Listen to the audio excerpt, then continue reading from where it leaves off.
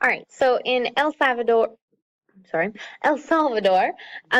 we are backing a non-communist regime that isn't great.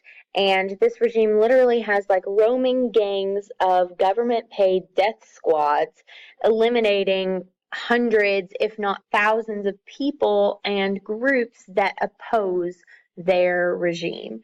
And so it's not great that we're backing them, but they're not communist. So that is still a prevailing idea, even towards the end of the Cold War. And finally, in Grenada in 1983, Reagan will send 6,000 troops to this tiny little island in the Caribbean. And this island had recently had a revolution, a Marxist revolution, where a communist regime had come to power. And the U.S. forces, 6,000 troops, easily overran the island and restored the previous regime back to power. So during Reagan and George H.W. Bush's administrations, we're going to see the Cold War end. So let's talk about it. We can't really point to Reagan and say he ended the Cold War. Essentially, it was the USSR leader Mikhail Gorbachev, and there he is on the right next to Reagan on the left. And so Gorbachev's ideas are very reform-minded. He is not like his predecessors, especially not like the beginning of the Soviet Union with Stalin. He advocates more free speech. I'm not saying 100% free speech, but more free speech, more economic reforms that involve capitalism business structures, and some local democratic elections. And the two Russian words that we learn for this in world history is glasnost and perestroika. Glasnost means openness, so that means less censorship and more freedom of speech. And perestroika means restructuring, and that means restructuring their economic system into more of a capitalist system, but not quite capitalist. During Gorbachev's time with Reagan, they will negotiate real nuclear arms reduction. So it's actually going to happen instead of just talking about it with the SALT treaties. We will also get INF reductions, and INF is intermediate range nuclear forces. I know, the R is not in there. It should be IRNF, but it's INF treaty. And this is signed in Washington, D.C. right before Reagan leaves the presidency. And it says no intermediate range nuclear missiles. None. Absolutely eliminates them, which is a breakthrough in the Cold War. Previously, with our SALT and SALT II treaties and other arms reductions negotiations, it was a reduction, not an elimination. So this is a big deal. It's significant, and Gorbachev and Reagan agree that nuclear war can't be won and should never be fought. It's kind of the idea of mutually assured destruction. So in 1989 is when we actually see the Iron Curtain fall. And the Iron Curtain, again, was the sharp division between communism and the Western states in Europe. And here's some of the reasons why. It's expensive for the Soviet Union. Having those satellites, that Soviet sphere of influence that reaches all over Eastern Europe and even into Asian countries, it's a lot of money. Politically, it's a lot of stress. And it's just a lot of burden for the Soviet Union to handle.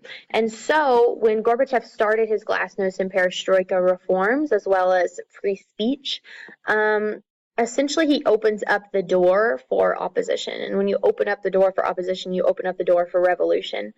And the first one to go is Poland. Poland, the Solidarity Revolution that had been kind of shot down by the USSR before, will open up again, and Poland will win its independence. Next goes Hungary. Not Hungary, Hungary. 1 second. Sorry, typo. I fixed it. Next goes Hungary, and then within the year, Bulgaria, Czechoslovakia, and Romania. All of those will leave the USSR and become their own independent nations with their own, some of them elections, some of them not. Of course, the U.S. is hoping and supporting those nations that decide to have democratic elections in a capitalist economic system. In 1990, the Berlin Wall will fall in November, and 1989, and then in 1990, Germany will be completely reunified. So we will no longer have an East Germany and a West Germany. We will no longer have an East Berlin and a West Berlin. And I've showed you the pictures of the Berlin Wall falling before. So families are reunited. People have more economic opportunity with both sides open. And Germany will become its own country without the influence of the Western European states that we supported, or the Soviet Union influence in the East. We'll also see further nuclear arms reduction with the perpetuation of the START Treaty, and that's strategic arms reduction. And it cut about 10% of all nuclear weapons in the United States and about 25% of all nuclear weapons in the USSR. So it actually is a good step forward to reducing nuclear weapons. And in 1991, with all of those states backing out of the USSR and Gorbachev letting them go, the Soviet Union officially dissolves, and we have Russia and a bunch of independent states around it. So let's talk about what Reagan does at home during this time period. First and foremost, the most important thing you need to know about Reagan is Reaganomics. And Reaganomics is his plan to fix the stagflation. Remember, stagflation was low productivity, high unemployment, and rising inflation. Inflation had creeped to about 13% in this time period, and this is his plan to fix it. It is supply-side economics, which you will learn more about next year in Mr. Sayers' economics class. But essentially, this is the hope and the plan behind it. Cut taxes. And if you cut taxes, hopefully people will invest that money. If people invest that money, businesses grow, production grows, and if production grows, businesses grow, then there's more job opportunities. And if there's more job opportunities, there's more money in people's pockets, which means further prosperity.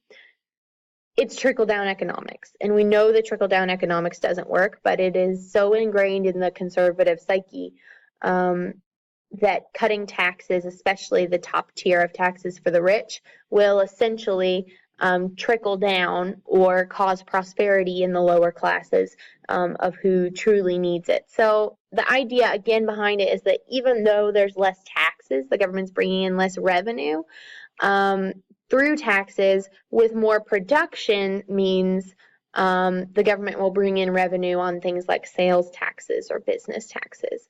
So it does cut income tax quite a bit. Here are the 4 pillars of Reaganomics. So 4 things that we're going to talk about when it comes to Reagan's plan for the stagflation plaguing the U.S. economy. Reduce federal income and capital gains taxes. We've talked about that, the trickle-down theory. Reduce federal spending. Reagan doesn't do that much. He likes to spend money on the Army. Reducing government regulation, which he does too, and tightening the money supply to reduce inflation. So attempting to fix the deeper issue of inflation and not just slap a Band-Aid on it, kind of like our past presidents at this time period. So here's his plan for the budget. He calls it the Economic Recovery Act or Tax Act. His budget is to cut 25%, that is 1/4 of government spending over 3 years. If you cut taxes, you have to cut government spending, right? But here is where he's enacting those large budget cuts. Domestic programs, food stamps, education, public housing, National Endowment for the Arts and Humanities, school funding, PBS, all of those programs that LBJ had fought for in the Great Society and that Nixon had kind of put forward as well, and Jimmy Carter. He's going to cut those programs. However, he is criticized for this, so he claims he's going to keep a safety net for those that truly can't care for themselves and their families, like the disabled, or for those who have a one-income household, or truly unemployed, unable to work, those that need child care. Here's the issue with the whole Reaganomics thing. He will cut government spending, but the defense budget, his military spending, will increase by $12 billion during his presidency. He is super into building up the military and building up nuclear arms before those nuclear arms reduction treaties happen. So during his time as president, we are going to see huge budget deficits that result in the rise of national debt. And it will triple. I want to say triple. Yep, because it's $1 trillion in 1980, and by the end of his presidency in 1988, our national debt is $3 trillion. So he promised to cut taxes. He did cut taxes, but then halfway through his presidency, when he runs again in 1984, he no longer promises to cut taxes. In fact, taxes had to be implemented to make up for the growing deficit that was happening, where he had cut taxes before, but is still increasing defense spending. So in this time period, in the mid-1980s, the U.S. becomes a debtor nation for the first time since World War I. We had a huge post-World War I boom, huge post-World War II boom. Here it ends. Our national debt is rising so much that we owe more people anything more than what we're taking out, and the U.S. is still in debt to this day. It starts in the mid-1980s. One pillar of Reaganomics is deregulation, and deregulation is the taking off of strict rules for businesses in the hopes that they'll grow more. And he will deregulate long-distance phone calling through AT&T and airlines, trucking industry, real quick, let me make sure I got all of that, as well as lots of banks and loaning mortgage companies. And because he's deregulating and putting less measures, like you can't do this, you have to have price controls, kind of like during Nixon's era, he put on price controls to stop inflation from growing. When those price controls stop, then big companies kind of eat up the smaller companies, and the smaller companies die out. One issue during this time period is savings and loans institutions, so not just banks, but also places that hold money. I'm trying to think of a good example that you guys would know. Investors, mortgage companies, stuff like that. With those deregulations, many of those go under and then ask for a government bailout. Well, when banks fail and the government bails them out because your money's insured that's in a bank, who's footing the bill of that? In actuality, you are. The taxpayer is footing the bill of government bailouts. One result of the deregulation of private industries during Reagan's administration is that when we deregulate, companies have the ability to create larger companies and consolidate, not like quite to the extent of trusts, but this will lead to multinational corporations. Think like Hilton. There's a Hilton hotel in every single country in the world, I bet. If not every single country, then very, very close to it. So these multinational corporations, they're pushing towards a global economy that we have today.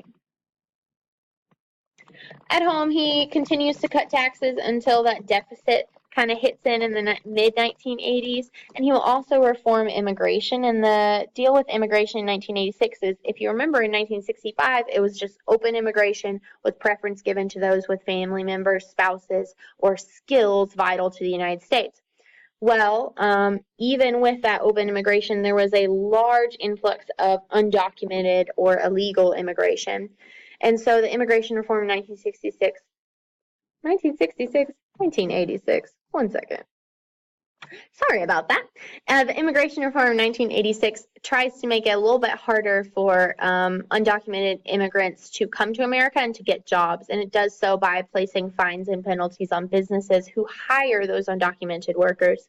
It also offered resident alien status to anyone who proved they'd been living here since 1982, as well as increased the resources of the Immigration and Naturalization Services, so just attempting to fund them a little bit more in order to promote legal immigration.